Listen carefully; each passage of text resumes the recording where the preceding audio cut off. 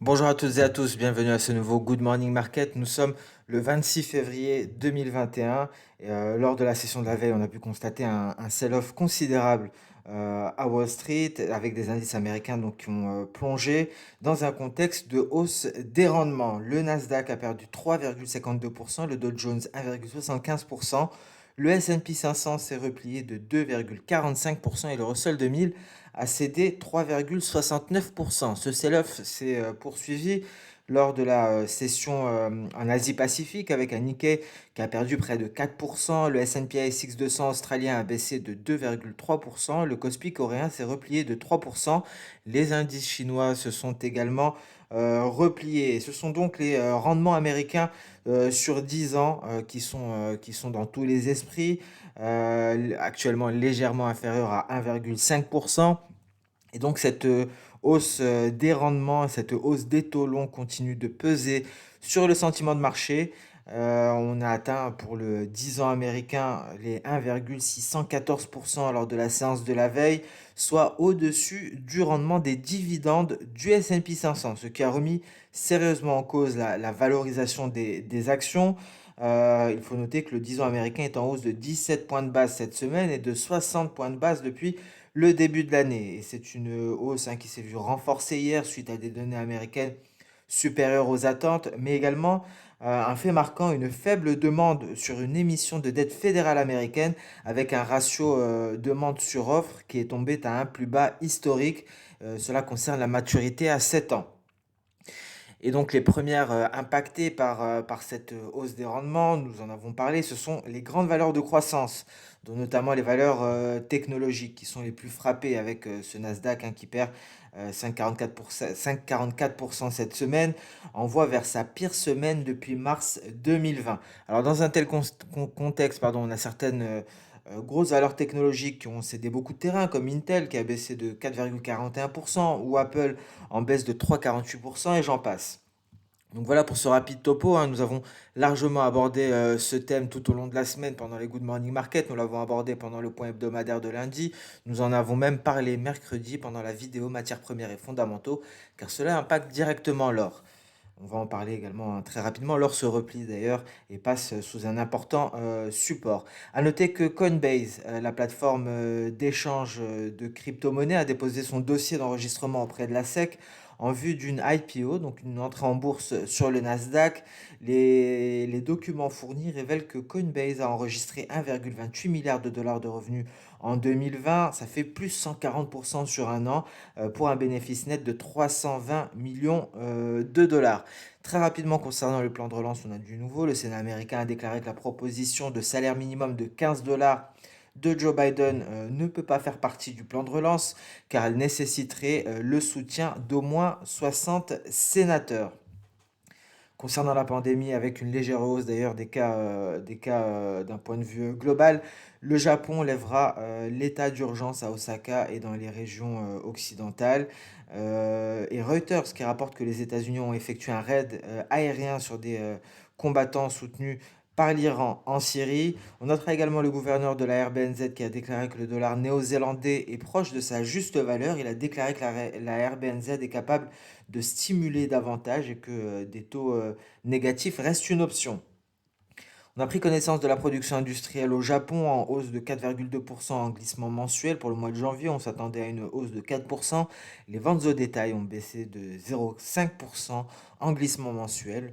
Le consensus tablait pour un repli de 1,2%. Et le crédit du secteur privé en Australie a augmenté de 0,2% en glissement mensuel pour le mois de janvier.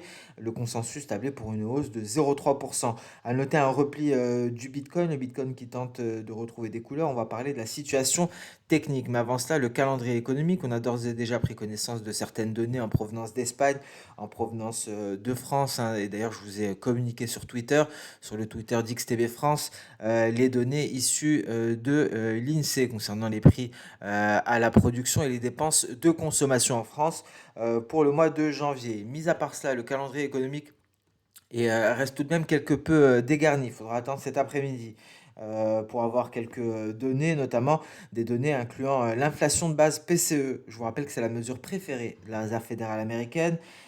Effectivement, il faut noter que Les ministres des Finances, et les banquiers centraux du G20 tiendront une réunion, une vidéoconférence aujourd'hui, mais cela pourrait être un non-événement. À noter que cette séance, du 26 février 2021 sera la dernière séance du mois, donc prudence, hein, il pourrait avoir quelques mouvements, quelques pics de volatilité. On pourrait assister à des flux afin de rééquilibrer, les portefeuilles.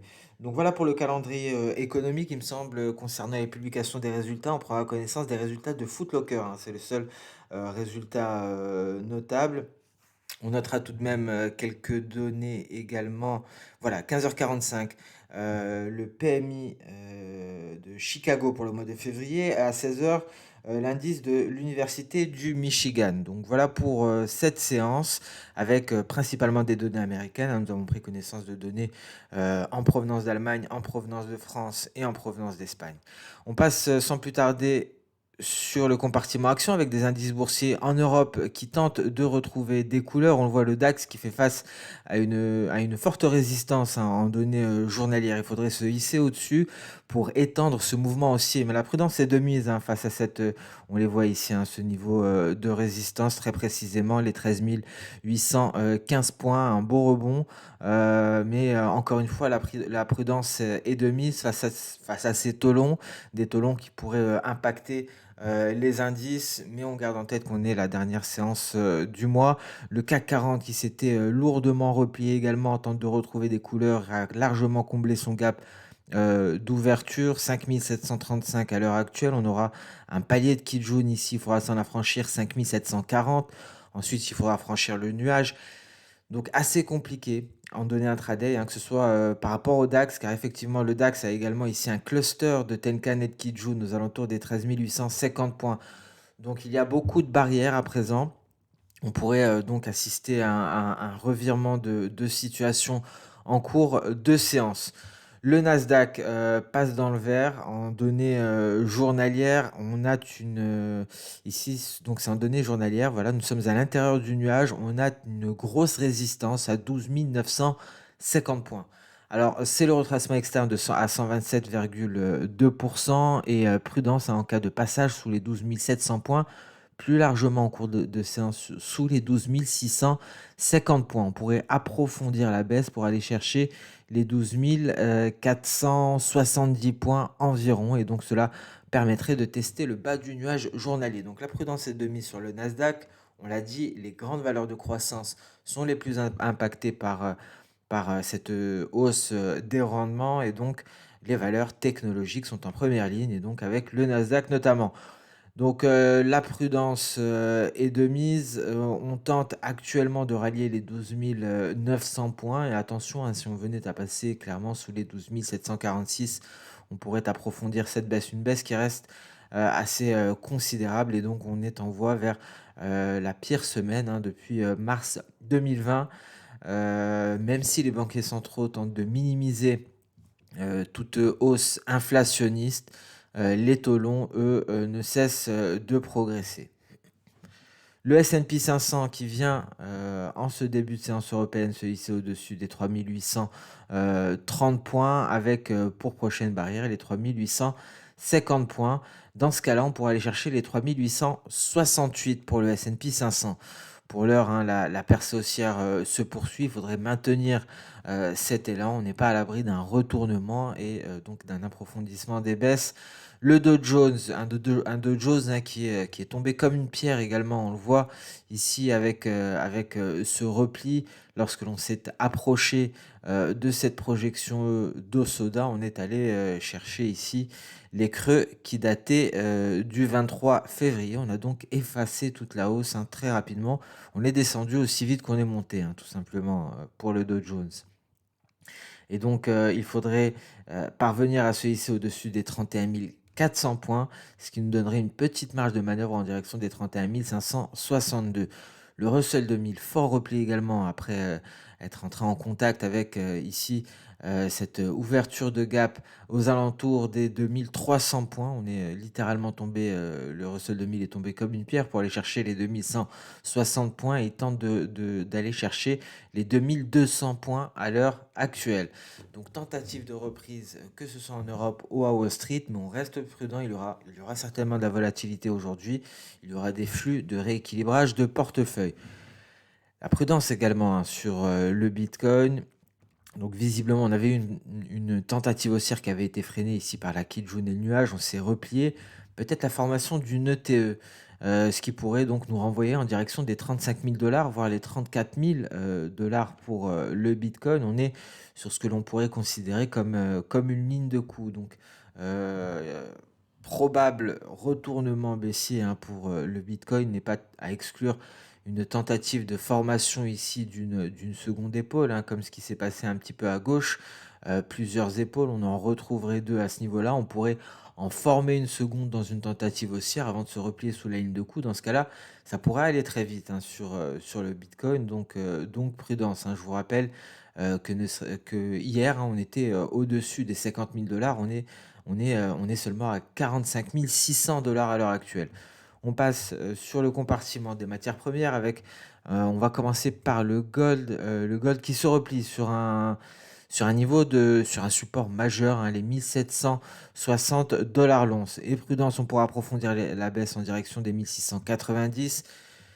Il y a une corrélation négative entre le 10 ans américain et le métal jaune. On en a également parlé avec un graphique qui parlait de lui-même. On voyait cette corrélation négative entre les deux avec une symétrie inversée quasi parfaite. Prudence en cas de cassure de ce niveau, c'est le retracement de Fibonacci à 50% pour aller chercher les 61,8% à 1690 $. Je vous rappelle que la baisse, hein, pourrait s'approfondir davantage, hein. On pourrait aller chercher les 1530 $ environ. Donc prudence sur le métal jaune, mais ces replis sont des opportunités pour les investisseurs de long terme sur les métaux précieux. Et donc un gold qui tente de se hisser au-dessus de ce niveau. On est aux alentours des creux du 19 février et on tente de retrouver des couleurs. Mais encore une fois, la prudence est de mise. On pourrait aller marquer un nouveau creux et aller tester la borne inférieure de ce canal baissier. Qu'en est-il du pétrole? Alors le WTI est aux portes des 65 $, hein, c'est la prochaine résistance. C'est simple, il n'y en a pas d'autre avant celle-ci. 65 $, on en donnée journalière, on y verra beaucoup plus clair en données intraday. On sort du nuage à l'heure actuelle et on va se hisser au-dessus des 63 $ le baril de WTI. Dans la foulée, on pourrait même franchir la Kijun. Et on l'a dit en journalier, la prochaine résistance est à 65 $. Si on venait à répliquer cette impulsion haussière, et d'ailleurs ce qui est frappant, c'est la similitude de la configuration.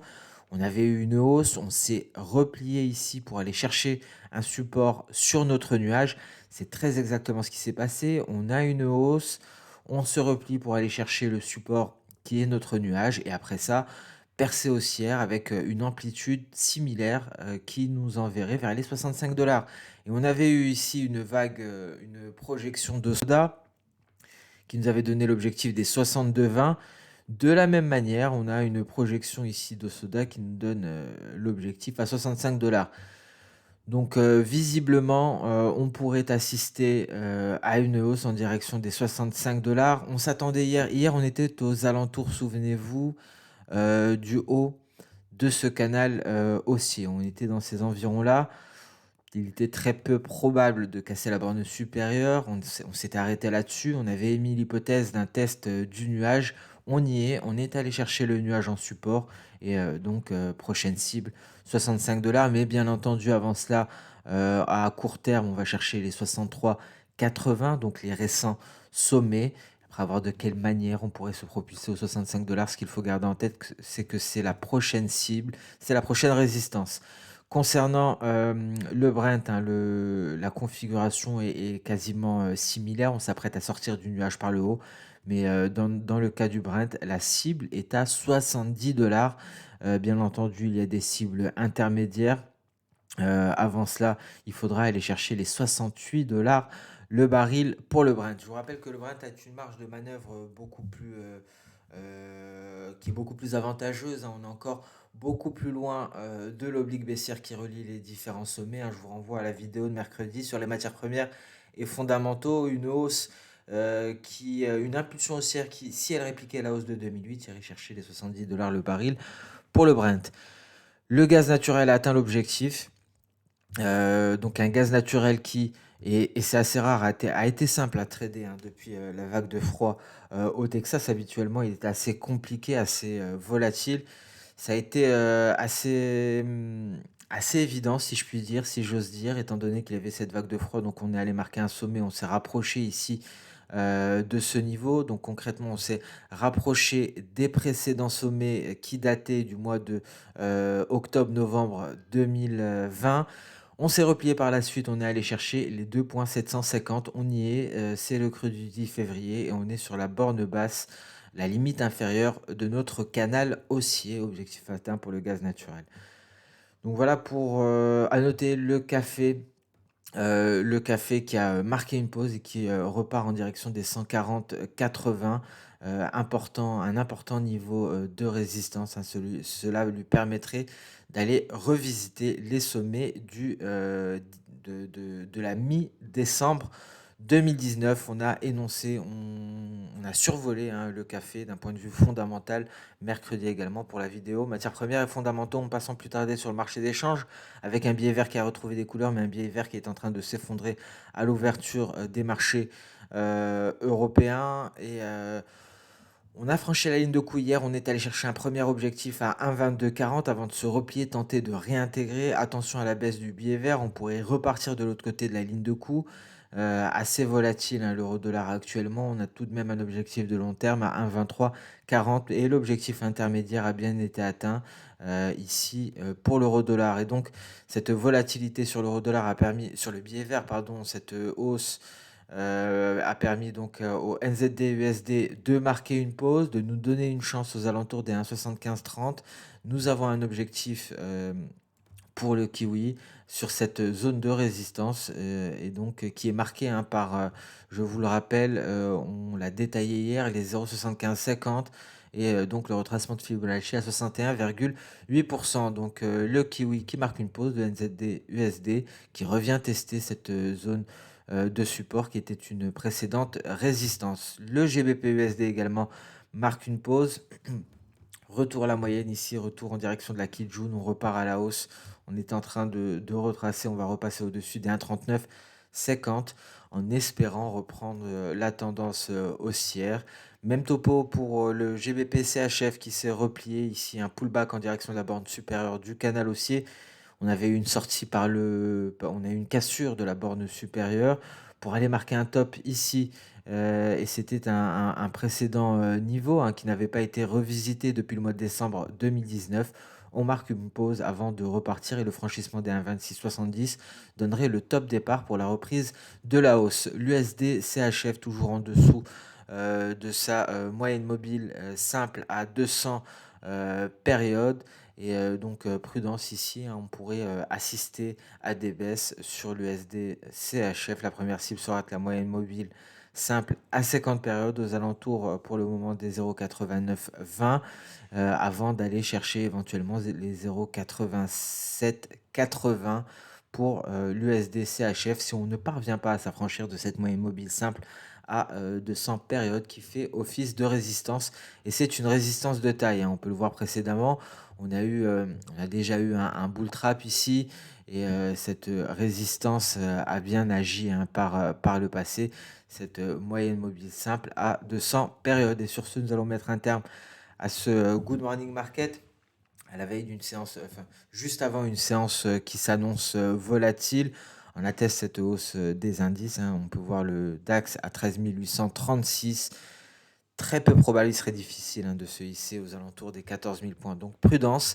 En tout cas, en données journalières, ici, on est en train de s'attaquer à une importante résistance, hein, j'insiste, les 13 865 points. C'est une SSB. On le voit ici, c'est petit, mais on peut le percevoir. Une SSB qui est renforcée par la Kijun. Donc prudence, le DAX pourrait, se replier. On garde en tête surtout, les taux longs qui sont dans tous les esprits, les taux longs, qui ne cessent de faire parler d'eux et qui ont dégradé fortement le sentiment de marché, et on garde également en tête la corrélation négative entre le 10 ans américain et le gold. Merci à toutes et à tous, pour votre fidélité. Merci pour votre temps. Je vous souhaite une excellente, séance de trading. On se donne rendez-vous, dès lundi pour le prochain Good Morning Market tout d'abord, mais on va également aborder, notre point, hebdomadaire. On va pas mal parler marché d'échange également avec des cas, particuliers. On va parler des rendements bien entendu et l'impact, sur le marché d'échange. Donc on va creuser, davantage ce sujet. C'est le thème majeur, c'est le thème qui domine, hein, sur les marchés actuellement. On l'aborde depuis, 2 semaines déjà, voire plus, et donc on va continuer, de creuser ce sujet. Dès lundi, on avait, bien abordé, hein, on avait détaillé le marché de l'immobilier qui devient, très important dans ce contexte-là inflationniste. On a parlé hier d'ailleurs, de la, réaction, hein, de la RBNZ concernant le marché de l'immobilier qui va l'ajouter dans son mandat. C'est donc, un réel sujet sur les marchés que l'on va, continuer à creuser. On va parler de convexité lundi et de plein d'autres choses très intéressantes. Sur ce, je vous souhaite une excellente séance de trading, dernière séance du mois de février. Prudence et rendez-vous dès lundi pour les prochaines vidéos. Au revoir.